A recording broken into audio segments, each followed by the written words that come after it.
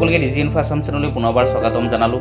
আপোনালোকে এতিয়ালৈকে যদি ফসল বীমাত যদি আবেদন কৰা নাই তেতিয়াহ'লে আপোনালোকে অতি সোনকালে আবেদন কৰক, কাৰণ ফসল বীমাৰ লাষ্ট ডেট আহি গৈছে 31 জুলাই। আপোনালোকে 31 জুলাইৰ ভিতৰত আপোনালোকে ফসল বীমাত আবেদন কৰিব লাগিব, যদি আপোনালোকে ফসল বীমাৰ টকা যদি আপোনালোকে লাভ কৰিব বিচাৰে। কাৰণ আপোনালোকে জানে যে ইতিমধ্যে ফসল বীমাত প্ৰত্যেক বছৰত দুটা ছিজনত আপুনি আবেদন কৰিব পাৰে, বিশেষকৈ শালি খেতি আৰু বুঢ়া খেতিত য'ত টকা প্ৰদান কৰে। ইয়াৰ বাহিৰেও চাওক আলু খেতি হওক, কুঁহিয়াৰ খেতি হওক বা বিলাহী খেতি হওক, সেই খেতিতো আপোনালোকে আবেদন কৰিব পাৰে। কিন্তু বিশেষকৈ চাওক দুটা ছিজনৰ যিটো হয় শালি খেতি আৰু বুঢ়া খেতি, এই দুটা ছিজনতহে টকা বেছিকৈ চৰকাৰে প্ৰদান কৰে। এতিয়া চাওক আপোনালোকে যেতিয়া আবেদন কৰিব, আবেদন কৰিলে আপোনালোকৰ প্ৰতি হেক্টৰত প্ৰায় ৭২,০০০ টকা প্ৰদান কৰে চৰকাৰে, যিটো কেন্দ্ৰীয় চৰকাৰে দিয়ে। আপোনালোকে এই ৭২,০০০ ভিতৰত আপোনাৰ ছাবচিডিটো লাভ কৰে। যদি আপোনালোকৰ খেতি বাতি নষ্ট হৈ গৈছে, বানপানী হওক বা খৰাং বতৰ হওক, অন্যান্য কাৰণত যদি নষ্ট হয়, তেতিয়াহ'লে আপোনালোকৰ যিটো ছাবচিডি টকা হয় সেইটো চাওক ৩০,০০০ পৰা ৪০,০০০ বা ৫০,০০০লৈকে আপোনালোকে সেইটো লাভ কৰে। গতিকে আপুনি সেই টকাটো লাভ কৰিবলৈ হ'লে আপোনালোকে ফসল বীমাত আবেদন কৰিব লাগিব। গতিকে আজি আপোনালোকক এই ফসল বীমা আপোনালোকে কেনেদৰে আবেদন কৰিব, কি কি ডকুমেণ্টছ লাগিব, তাৰ লগতে আপোনালোকৰ এটা ডাঙৰ সমস্যা হৈছে যিটো ফাৰ্মাৰ আইডি। আপোনালোকৰ ফাৰ্মাৰ আইডিটো ক'ত কেনেদৰে বনাব, বা আপোনালোকৰ যদি ফাৰ্মাৰ আইডি নাই আপোনালোকে আবেদন কৰিব পাৰিবনে নাই, সম্পূৰ্ণ ডিটেইলছ জনাম। গতিকে সকলোকে এটা ৰিকুৱেষ্ট থাকিল, আপোনালোকে ভিডিঅ'টো সম্পূৰ্ণকৈ চাব। তাৰ লগতে যদি আপোনালোকে নতুনকৈ চাই আছে চেনেলটো ছাবস্ক্ৰাইব কৰি ভিডিঅ'টো লাইক আৰু শ্বেয়াৰ কৰিব। এতিয়া চাওক প্ৰথমতে মই ফাৰ্মাৰ আইডিৰ বিষয়ে আপোনাক জনাব বিচাৰিছোঁ। চাওক ফাৰ্মাৰ আইডিটো আপোনাক ক'ত পাব। ফাৰ্মাৰ আইডিটো আপোনালোকে নিজে বনাব লাগে। যদি আপোনালোকৰ নিজৰ নামত মাটি আছে তেতিয়াহ'লে আপোনালোকে ফাৰ্মাৰ আইডিটো বনাব পাৰে। সেইটো আপোনালোকে বেলেগত যাব নালাগে, আপোনালোকৰ ওচৰৰ CSC চেণ্টাৰত গ'লে আপোনালোকে বনাব পাৰিব। সেইটো অনলি আপোনাৰ ডকুমেণ্টছ আধাৰ কাৰ্ডটো আৰু আপোনাৰ যিটো মাটিৰ কাগজ আছে, এই দুটা ডকুমেণ্টছ হ'লে আপোনালোকে বনাব পাৰিব। ফাৰ্মাৰ আইডি বনাবলৈ আপোনালোকৰ যিটো আধাৰ কাৰ্ড আৰু যিটো মাটিৰ কাগজ আছে, আপোনালোকে এই দুটা কাগজ লৈ যাব, গৈ পেলাই ওচৰত যি CSC চেণ্টাৰ আছে তাতে গৈ আপোনালোকে আবেদন কৰিব। আৰু যিটো ফাৰ্মাৰ আইডি হয় এইটো চাওক আপোনাৰ যিটো PM কিষাণ আছে, যদি আপোনালোকে PM কিষাণো পাই আছে তেতিয়াহ'লে আপোনালোকে মাষ্ট বি বনাবই লাগিব। আৰু PM কিষাণৰ যিটো ফাৰ্মাৰ আইডি আৰু ফসল বীমাত যিটো ফাৰ্মাৰ আইডি বিচাৰিছে ছেম এটা ফাৰ্মাৰ আইডি হয়। কাৰণ যদি আপোনাৰ নিজৰ নামত মাটি আছে তেতিয়াহ'লে আপোনালোকে ফাৰ্মাৰ আইডি আপোনালোকে বনাব পাৰিব। আৰু যিটো ফাৰ্মাৰ আইডিৰ যিটো লিংক আছে, আপোনালোকে যিটো CSC চেণ্টাৰত যদি আবেদন কৰিব বিচাৰিছে, যিসকল CSC চেণ্টাৰ আছে, যদি আপোনালোকে এই ফাৰ্মাৰ আইডিৰ কাম কৰিব বিচাৰিছে তেতিয়াহ'লে তাৰ লিংকটো মই ডিছক্ৰিপশ্যন বক্সত দি দিম। আপোনালোকে ইয়াৰ পৰা গৈ ডাইৰেক্ট লগ ইন কৰি পেলাই আপোনালোকে ফাৰ্মাৰ আইডি বনাব পাৰিব।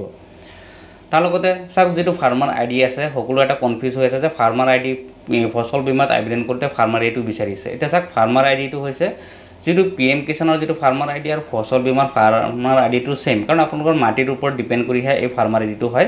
বা আপোনালোকৰ যিটো আধাৰ কাৰ্ড আছে, আধাৰ কাৰ্ডৰ লগত অলৰেডি আধাৰ কাৰ্ডৰ লগত আপোনাৰ যিটো ফাৰ্মাৰ আইডি আছে এইটো লিংক হৈ যায়, বা PM কিষাণ অলৰেডি আধাৰ কাৰ্ডত লিংক হৈ থাকে। তাৰপিছত যিটো ফসল বীমা কৰিব, ফসল বীমা অলৰেডি আধাৰ কাৰ্ডৰ লগত লিংক হৈ থাকে। গতিকে এই ফাৰ্মাৰ আইডি যিটো ফসল বীমা হওক বা PM কিষাণেই হওক, দুয়োটা ছেম। আপোনালোকে যি এটা ফাৰ্মাৰ আইডি বনালে অট'মেটিকলি যেতিয়া ফসল বীমাত যেতিয়া আবেদন কৰিব, যেতিয়া আপোনালোকে আধাৰ কাৰ্ডটো দিব, আধাৰ কাৰ্ডটো যেতিয়া দি পেলাই ভেৰিফাই কৰিব তেতিয়া অট'মেটিকলি আহি যাব। এতিয়া আপোনালোকে ফসল বীমাত আবেদন কৰিবলৈ হ'লে চাওক প্ৰথমতে আপোনালোকে লগ ইন কৰিব লাগিব। আপোনালোকে আহিব লাগিব যিটো ফসল বীমা যিটো ছাইড আছে, ফসল বীমা ছাইডত আহিব। অহাৰ পিছত যিটো এনৰলমেণ্ট পাৰ্টনাৰ আছে আপোনালোকে চাব, ইয়াত CSC যিটো লিখা আছে আপোনালোকে CSCত লগ ইন কৰিব। লগ ইন কৰাৰ পিছত চাওক আপোনাৰ যিটো ID পাছৱৰ্ড আছে, ID পাছৱৰ্ড দি আপোনালোকে প্ৰথমতে লগ ইন কৰি ল'ব। লগ ইন কৰাৰ পিছত চাওক আপোনাৰ যিটো অসম আছে আপোনালোকে অসমটো চিলেক্ট কৰিব। তাৰপিছত চাওক 2025 চনৰ যিটো খাৰিফ লিখা আছে আপোনাৰ ফসল বীমা, প্ৰধানমন্ত্ৰী ফসল বীমা যোজনাত, এইটো ক্লিক কৰি পেলাই আপোনালোকে ছাবমিট কৰি দিব। ছাবমিট কৰাৰ পিছত যিটো এপ্লিকেশ্যন নিউ লিখা আছে আপোনালোকে চাব, এপ্লিকেশ্যন নিউত ক্লিক কৰিব। ক্লিক কৰাৰ পিছত যিটো এপ্লিকেশ্যন ফৰ্ম আছে চাওক, এই এপ্লিকেশ্যন ফৰ্মত আপোনালোকে ক্লিক কৰিব। ক্লিক কৰাৰ পিছত এতিয়া চাওক আপোনাৰ যিটো বেংক পাছবুক আছে, বেংক পাছবুকত আপোনাৰ IFSC কোডটো আছে, আপোনালোকে চাব। IFSC কোডটো আপোনালোকে ইয়াতে দি পেলাই যদি ভেৰিফাই কৰি দিয়ে কোনটো ব্ৰাঞ্চত আছে, অট'মেটিকলি ইয়াতে লৈ ল'ব। তাৰপিছত যিটো আপোনাৰ বেংক একাউণ্ট আছে, বেংক একাউণ্টটো আপোনালোকে দি দিব।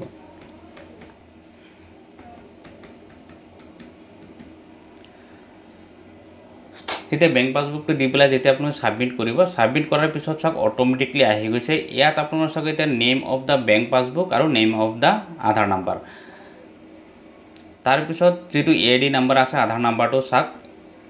ইয়াত আধাৰ নাম্বাৰটো যেতিয়া আপোনালোকে বহাই দিব, চাব অট'মেটিকলি যদি আপোনালোকৰ ফাৰ্মাৰ আইডি আছে তেতিয়াহ'লে আপোনালোকে অট'মেটিকলি ইয়াতে যিটো ফাৰ্মাৰ আইডি ইয়াত লিখা আছে আপোনালোকে চাব, এই ফাৰ্মাৰ আইডি ইয়াত অট'মেটিকলি আহি যাব।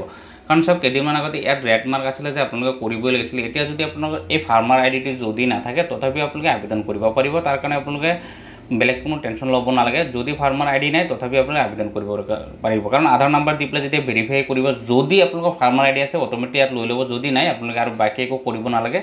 নেক্সট বাকী আপোনালোকে গোটেইখিনি ফিল আপ কৰি যাব, ফিল আপ কৰি পেলাই আপোনালোকে ছাবমিট কৰিব। এতিয়া চাওক আপোনালোকে যিটো ফচল বীমা আবেদন কৰিব ইয়াৰ ডকুমেণ্টছ কি লাগে। প্ৰথম হৈছে আপোনালোকে চাওক যিটো আধাৰ কাৰ্ড আছে এইটো আপোনালোকে গম পালে যে আধাৰ কাৰ্ডটো মাষ্ট বি আপোনালোকৰ লাগিবই। তাৰপিছত আপোনালোকৰ যিটো বেংক পাছবুক আছে বেংক পাছবুকটো লাগিবই। তাৰপিছত যিটো মাটিৰ কাগজ আছে খাজনা ৰচিদ বা আপোনালোকৰ জবানবন্দী কপি যিটো আছে সেইটো লাগিব। তাৰ লগতে যদি আপোনালোকে সেল্ফ ডিক্লেৰেশ্যন দিব বিচাৰে দিব পাৰে, কাৰণ আপোনালোকে এটা কথা জানে যদি আপোনালোকে আধি খেতি কৰে তথাপি আপোনালোকে এই ফচল বীমাত আবেদন কৰিব পাৰিব। যদি আপোনালোকে বেলেগৰ খেতিও আপোনালোকে কৰি আছে তেতিয়াহ'লে আপোনালোকে এই যিটো সেল্ফ ডিক্লেৰেশ্যন আছে আপোনালোকে সেল্ফ ডিক্লেৰেশ্যনটো ইয়াত ফিল আপ কৰি পেলাই আপোনালোকে আপলোড কৰি দিলেই হ'ল। তেতিয়াহ'লে আপোনালোকে যিটো ফচল বীমাত আবেদন কৰিব সেইটো আপোনালোকে 100% আপোনালোকে এপ্ৰুভ হ'ব, সেইটো কেতিয়াও ৰিজেক্ট নহয়।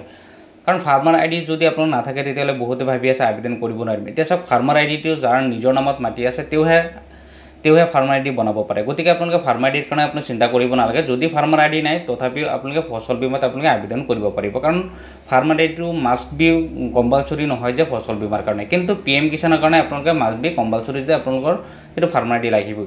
যেতিয়া আপোনালোকে এই সকলোখিনি যেতিয়া ছাবমিট ৰিচিভ কপি আপোনালোকে পাব, গতিকে আপোনালোকে যে এই আবেদন কৰোঁতে যিটো আপোনালোকৰ যিটো টকা খৰচ হয় সেইটো যে আপোনালোকে 100 টকা এটা পে'মেণ্ট কৰিব লাগে ইয়াত। গতিকে আপোনালোকে সেই 100 টকা পে'মেণ্ট কৰি পেলাই আপোনালোকে ফচল বীমাত আবেদন কৰক। যেতিয়া আপোনালোকৰ সেই খেতি বাতি নষ্ট হয় তেতিয়াহ'লে আপোনালোকে 100% এই টকাটো লাভ কৰিব। তাৰপিছত গতিকে ফচল বীমাত আবেদন কৰিবলৈ বা ফাৰ্মাৰ আইডিৰ কাৰণে যদি আপোনালোকে আৰু কিবা জানিব লাগে ভিডিঅ'ত কমেণ্ট কৰিব। নেক্সট ভিডিঅ'ত বাকী সকলোখিনি আপোনাক ছল্ভ কৰিবলৈ যত্ন কৰিম।